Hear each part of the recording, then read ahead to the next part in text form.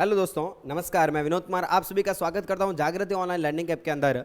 तो चलिए स्टार्ट करते हैं। अपन टॉपिक पढ़ रहे हैं कौन सा, आरबीएससी क्लास 9th का चैप्टर नंबर चला था हमारा 5, जिसका पार्ट डिस्कस करेंगे अभी, पार्ट नंबर, ठीक है, 4, पार्ट नंबर 4, ठीक है। अगली स्ट्रक्चर पढ़ते हैं अपन, केंद्रक। केंद्रक यानी हो गया न्यूक्लियस। ध्यान से समझना एकदम। हमने क्या किया, सेल में से एक स्ट्रक्चर निकाले जिसका नाम था न्यूक्लियस केंद्रक। सेल ये होती है अपनी सेल, और सेल में से जो वेरी वेरी इंपॉर्टेंट जो संरचना होगी, उसको क्या बोलेंगे अपन, न्यूक्लियस बोलेंगे, केंद्रक बोलेंगे। ये क्या हो गया अपना, केंद्रक हो गया, ठीक है। जो केंद्रक होगा उस केंद्रक को क्या बोलेंगे, ध्यान देना, इसको कोशिका का नियंत्रक कहते हैं, नियंत्रक कहते हैं। इसको सेल का क्या बोलेंगे अपन, कंट्रोलर बोलेंगे, रेगुलेटर बोलेंगे। ये सेल को क्या करेगा, कंट्रोल करने का काम करेगा, रेगुलेट करने का काम करेगा। कैसे करेगा रेगुलेट, इसको समझना। तो ध्यान देना, इस कोशिका के अंदर क्या होता है बाबू, सुनना। कोशिका के अंदर क्या होता है, न्यूक्लियस केंद्रक, और केंद्रक के अंदर कौन होते हैं, डीएनए। कौन होगा, डीएनए।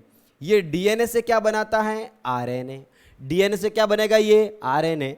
और आरएनए से क्या बनता है, प्रोटीन बनता है। आरएनए से क्या बनता है, ध्यान देना, प्रोटीन बनेगा। और इसी प्रोटीन से क्या होगी, कोशिका की क्या होगी, वृद्धि होगी। क्या होगी, कोशिका की क्या होगी, वृद्धि होगी। तो वृद्धि होगी, और क्या बनेंगे, इसी प्रोटीन से क्या बनेंगे, यहां पर एंजाइम बनेंगे। और एंजाइम क्या करेगा, सेल के ऊपर कंट्रोल करने का काम करेगा। तो कहने का मतलब क्या हो गया, कोशिका का जो नियंत्रक होगा, सेल का जो कंट्रोलर होगा, वो कौन होगा, मेरा केंद्रक होगा। कौन होगा, केंद्रक होगा। यानी अब बात करेंगे आगे, केंद्रक की बात की तो जो भी अपना केंद्रक होगा बाबू, केंद्रक होगा, वो कैसा होता है, गोलाकार हो सकता है, गोलाकार हो सकता है। कैसा हो सकता है, ये अपना अंडाकार हो सकता है, ठीक है। यानी जो केंद्रक होगा वो कैसा हो सकता है, गोलाकार हो सकता है, और कैसा हो सकता है, अंडाकार हो सकता है। कुछ सेल की बात करूं मैं सेल की बात करूं तो सेल के अंदर क्या होता है बाबू, ध्यान देना। सेल के अंदर क्या हो गया, किसी किसी के अंदर बहुत सारे केंद्रक पाए जाते हैं। कोई एक ऐसे जीव होता है, कोई ऐसी कोशिका होती है जिनके अंदर बहुत सारे केंद्रक पाए जाते हैं, और कुछ कोशिकाओं के अंदर 2 टाइप के केंद्रक पाए जाते हैं। किसी के अंदर एक ही केंद्रक पाया जाएगा। जिस कोशिका के अंदर एक केंद्रक पाया जाएगा उसको बोलूंगा मैं यहां पर एक केंद्रकीय कोशिका। क्या बोलूंगा मैं इसको, एक केंद्रकीय कोशिका, एक केंद्रकीय कोशिका। जिनके अंदर एक केंद्रक पाया जाएगा, क्या बोलूंगा मैं इसको, एक केंद्रकीय कोशिका, यानी मोनोन्यूक्लियोटाइड सेल बोलूंगा, या फिर क्या बोलूंगा इसको, यूनिन्यूक्लियोटाइड सेल। और जिसके अंदर 2 न्यूक्लियोटाइड पाएगा उसको क्या बोलेंगे, द्विकेंद्रकीय कोशिका, द्विकेंद्रकीय कोशिका सेल, ठीक है। और जिसके अंदर बहुत सारे केंद्रक पाए जाएंगे, ध्यान देना, जिसके अंदर बहुत सारे केंद्रक पाए जाएंगे उसको क्या बोलेंगे अपन, बहुकेंद्रकीय कोशिका, ठीक है। पॉलीन्यूक्लियोटाइड सेल, बहुकेंद्रकीय कोशिका।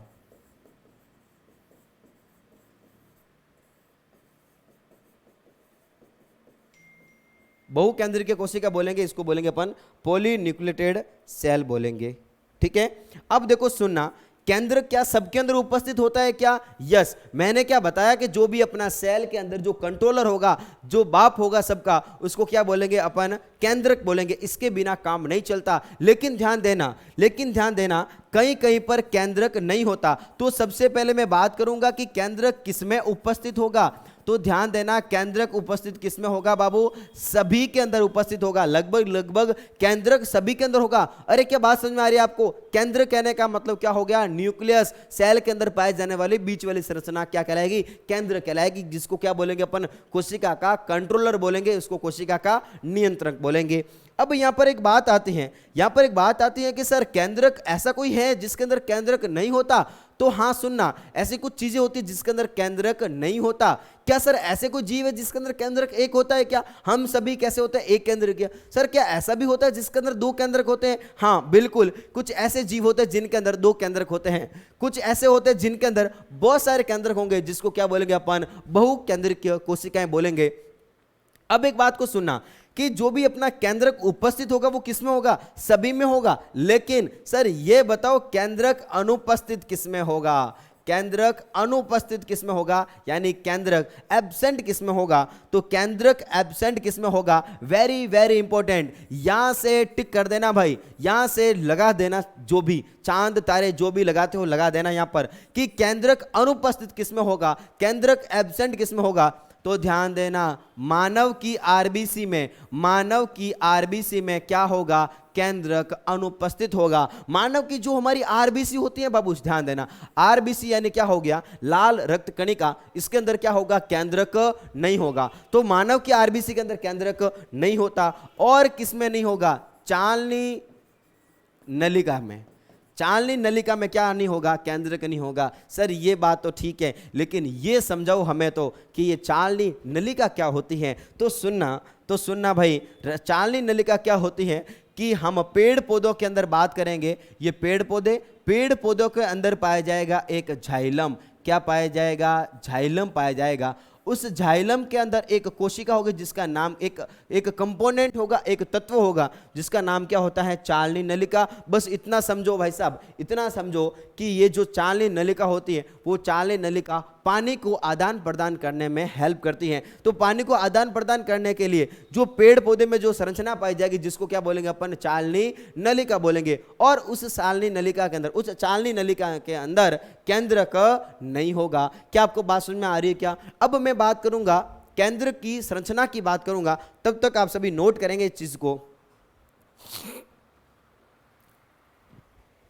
केंद्र की संरचना, केंद्र कैसा होता है, एक एक चीज डिस्कस करेंगे। ध्यान देना, सभी ध्यान देंगे। केंद्र की संरचना,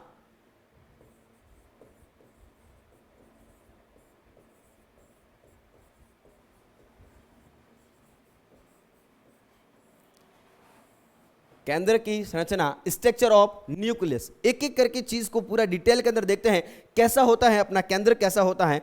तो समझना,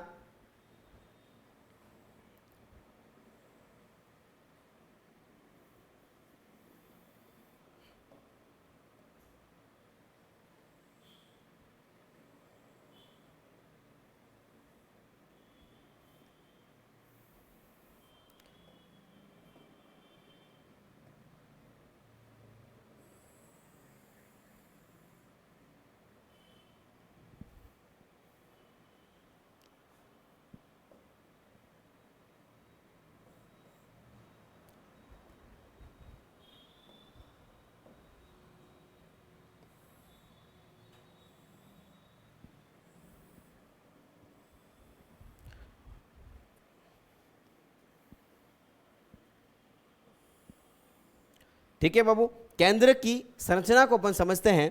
तो केंद्र की संरचना कैसी होती है, हमने पहले ही पढ़ा था कि केंद्र कैसा होता है? दोहरी झिल्ली युक्त। कैसा होगा?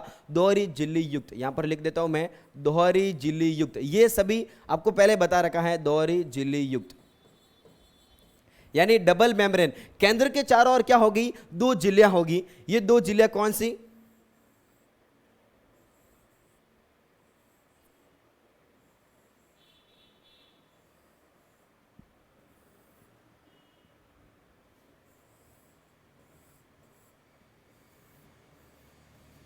ठीक है, ये झिल्ली होगी, झिल्ली ये वाली कहलाएगी आंतरिक झिल्ली, आंतरिक झिल्ली। और ये जो बाहर की साइड में दिख रही है उसको क्या बोलेंगे अपन? बाहरी झिल्ली बोलेंगे। बात समझ में आ गई क्या?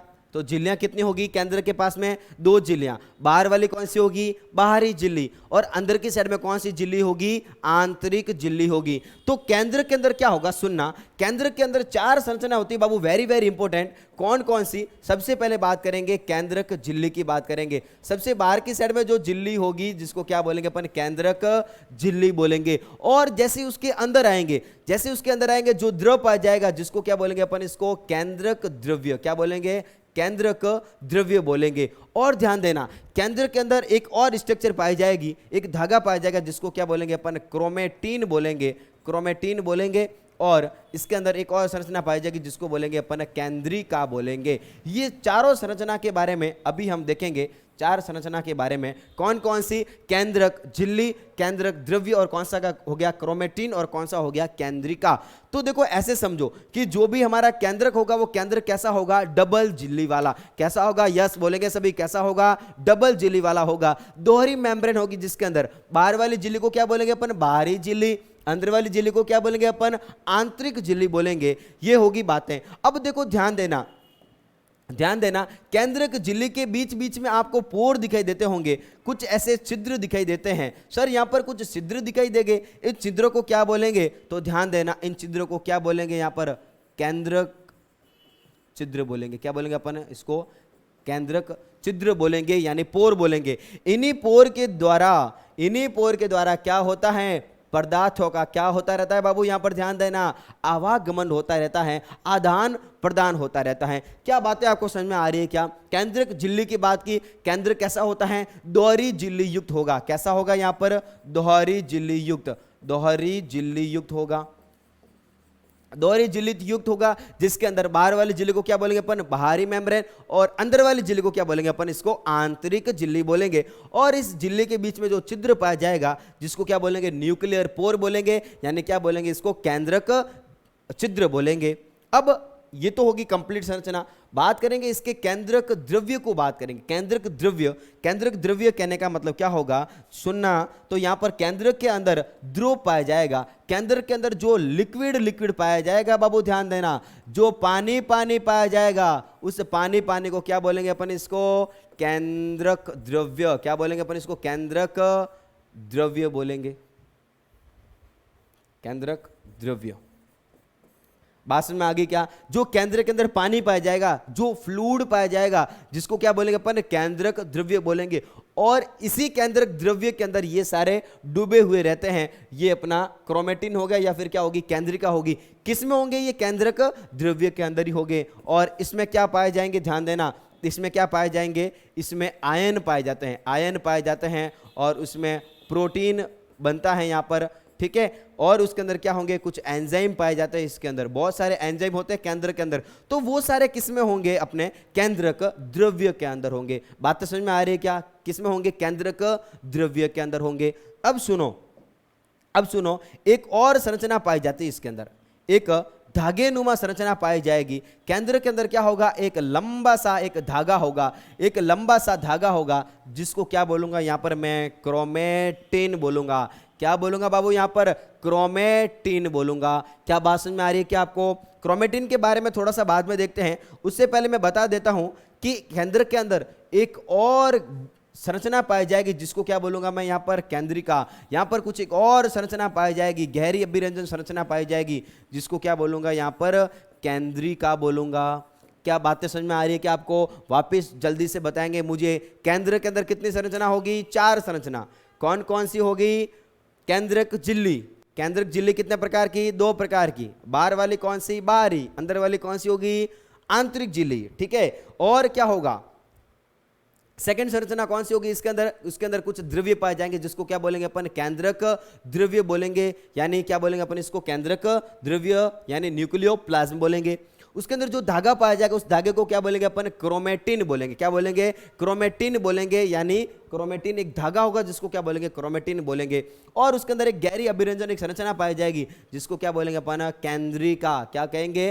केंद्रिका कहेंगे। सर ये समझो हमें तो कि क्रोमेटिन क्या होता है, ठीक है। क्रोमेटिन क्या होता है? तो क्रोमेटिन को देखते हैं यहां पर। क्रोमेटिन क्या होता है?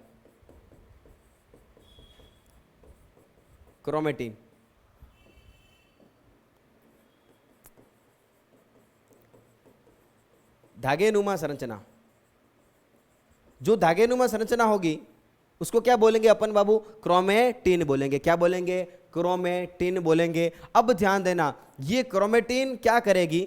ये जो क्रोमेटिन होती है अपने धागा होगा, वो धागा आगे जाकर क्या करेगा? जैसे ही धागे के अंदर क्या होगा? संघनन होगा। संघनन कहने का मतलब उनके अंदर क्या होगा? यहां पर कंडक्शन होगा। जैसे ये संघनन होगा तो ये क्या बनाएगा? आगे जाकर क्या बनाएगा? क्रोमोसोम बनाएगा। क्रोमोसोम कहने का मतलब क्या बनाएगा? ये गुणसूत्र बनाएगा। यानी क्रोमेटिन जब संघनन होती है इसको क्या बोलेंगे?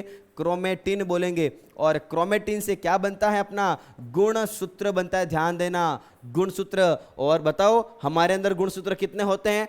यस, कितने होते हैं भाई? 46 होंगे। याद आ रहा होगा आपको सभी को, कितने होते हैं हमारे अंदर गुणसूत्र? कितने होते हैं? 46 गुणसूत्र होते हैं। और आपने सुना होगा, डीएनए का नाम तो सुना ही होगा, कि जो भी अपने गुणसूत्र होते हैं उस गुणसूत्रों के अंदर कौन होंगे? डीएनए। कौन होते हैं? डीएनए। तो ये क्या हो गया अपना? डीएनए। और डीएनए को क्या बोलेंगे अपन? इसको आनुवांशिक पदार्थ। क्या बोलेंगे? आनुवांशिक पदार्थ बोलेंगे, जेनेटिक मटेरियल बोलेंगे। बातें समझ में आ रही क्या आपको? यानी जो धागा पाया जाएगा केंद्र के अंदर, जो धागा पाया जाएगा, जो थ्रेड पाया जाएगा, उस थ्रेड को क्या बोलेंगे अपन? इसको क्रोमेटिन बोलेंगे। जब क्रोमेटिन संघनन होगा तो क्रोमेटिन से क्या बनेगा? अपना गुणसूत्र बनेगा। और ये गुणसूत्रों के अंदर क्या होता है? अपना डीएनए होता है। बात समझ में आ रही है क्या? तो जो धागा होगा उसको क्या बोलेंगे अपन? क्रोमेटिन बोलेंगे। अगली बात करेंगे, एक संरचना मैंने बताई जिसका नाम क्या हो गया? केंद्रिका। केंद्रिका, इसको बोलेंगे अपन न्यूक्लियस।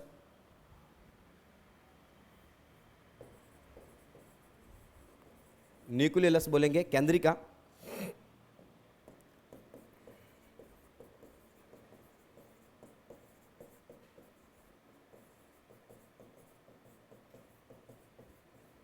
ये मानव में कितनी होगी भाई? 5 जोड़ी। कहां पर होगी? तो केंद्रक हो गया। केंद्र के अंदर कुछ ऐसी गहरी अभिरंजित संरचना पाई जाएगी जिसको क्या बोलेंगे अपन? केंद्रिका। क्या बोलेंगे अपन? इसको केंद्रिका बोलेंगे। और इस केंद्रिका, जो भी अपनी केंद्रिका होगी, जो केंद्रिका होगी, उस केंद्रिका का काम क्या हो गया? केंद्रिका। तो सुनना, केंद्रिका का अगर कार्य अगर कोई पूछ ले तो केंद्रिका का काम क्या हो गया भाई? तो केंद्रिका का काम हो गया राइबोसोम बनाना। सुना होगा आपने राइबोसोम का नाम। तो पहले राइबोसोम बनाने का जो काम किया वो किसने किया? केंद्रिका ने काम किया। ठीक है, राइबोसोम बनाना, राइबोसोम का निर्माण करना, निर्माण करना। ठीक है, ओके। तो अब देखेंगे अपने न्यूक्लियस की संरचना को। देखा, जो भी अपना न्यूक्लियस होगा, न्यूक्लियस कैसी संरचना होगी? एक केंद्र के अंदर जो महत्वपूर्ण संरचना होगी उसको क्या बोलेंगे अपन? केंद्रक बोलेंगे, न्यूक्लियस बोलेंगे। और उसके अगर पार्ट्स के देखें, अब अगर अपन उसके भाग देखते हैं तो उसके 4 भाग होते हैं। कौन कौन से वाले भाग हो गए? केंद्रक, झिल्ली, उसके अंदर जो पानी होगा उसको क्या बोलेंगे? सभी बताएंगे। क्या बोलेंगे अपन इसको? न्यूक्लियोलस बोलेंगे, न्यूक्लियोप्लाज्म बोलेंगे, यानी क्या बोलेंगे? केंद्रक द्रव्य बोलेंगे। जो धागा होगा उसको क्या बोलेंगे? बहुत बढ़िया, क्या बोलेंगे? इसको क्रोमेटिन बोलेंगे। एक गहरी अभिरंजित संरचना होगी जिसको क्या बोलेंगे अपन? इसको केंद्रिका बोलेंगे। ध्यान देना, जो धागा होगा, धागा आगे जाके क्या बनेगा? गुणसूत्र बनाएगा, क्रोमोसोम बनाएगा। और क्रोमोसोम के अंदर ही कौन होता है? अपना डीएनए या फिर आरएनए। ठीक है, और सुनना, देखते हैं कार्य, काम क्या हो गया केंद्र का? तो देखो, सबसे महत्वपूर्ण संरचना होगी तो क्या करेगा? ये महत्वपूर्ण है तो क्या करेगा? सेल का नियंत्रण करने का काम करेगा, सेल का कंट्रोलर करने का काम करेगा पूरा। तो क्या हो गया? कोशिका का, कोशिका का नियंत्रण करना, नियंत्रण करना। ठीक है, सेल का नियंत्रण करने का काम करेगा। और कोशिका विभाजन में सहायक, कोशिका विभाजन में सहायक। सर, ये कोशिका विभाजन का मतलब क्या होता है?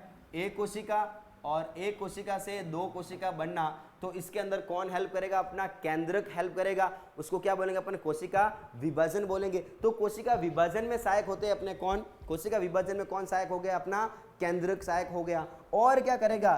कोशिका की वृद्धि में सहायक, कोशिका की वृद्धि में, यानी सेल की ग्रोथ करानी है तो ग्रोथ में भी अपना सेल को बढ़ाना है, ठीक है। सेल पहले छोटी थी, अब क्या होगी, सेल बड़ी होगी, क्या होगी, इसके अंदर कोशिका की क्या होगी, वृद्धि होगी। तो कोशिका की वृद्धि करने में भी जो सहायक होगा वो कौन होगा भाई, अपना केंद्रक होगा। केंद्रक ही करता है कोशिका की वृद्धि करने का काम करेगा,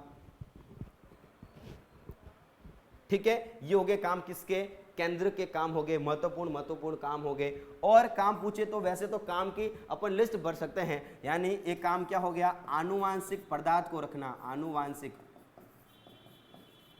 आनुवांशिक पदार्थ को रखना। देखो अभी हमने बताया कि गुणसूत्र होता है केंद्र के अंदर, और केंद्र के अंदर क्या होता है, गुणसूत्र, यानी गुणसूत्र के अंदर कौन होंगे, डीएनए, कौन होंगे, डीएनए। और आपने सुना होगा कि डीएनए क्या होता है, अपना आनुवांशिक पदार्थ होता है, यानी क्या होता है, जेनेटिक मटेरियल होता है। यानी जेनेटिक मटेरियल कहने का मतलब क्या हो गया, बहुत बढ़िया, लक्षणों को एक पीढ़ी से अगर दूसरे पीढ़ी के अंदर लेके जाना है तो उसको क्या बोलेंगे अपन, जेनेटिक मटेरियल बोलेंगे और आनुवंशिक पदार्थ बोलेंगे। और इसका ये काम किसने किया, केंद्रक ने ही किया। केंद्र के अंदर ही तो होता है ये डीएनए। बात तो समझ में आ रही है आपको क्या, ओके। तो ये हो गया केंद्र के बारे में। जल्दी से एक बार केंद्र की संरचना को अपन देखते हैं एक साथ में, कि केंद्र की जो संरचना होगी, 4 प्रकार की संरचना होगी। केंद्र के हमने कार्य ये देख लिए, केंद्र का काम क्या हो गया, सेल का नियंत्रण करना, सेल का रेगुलेशन करना, कंट्रोल करना, और क्या करना, कोशिका की वृद्धि करना। क्या बातें आपको समझ में आ रही है क्या। आगे वाली नेक्स्ट स्ट्रक्चर को देखेंगे अपन अगले वाले पार्ट के अंदर, ओके। Thank you.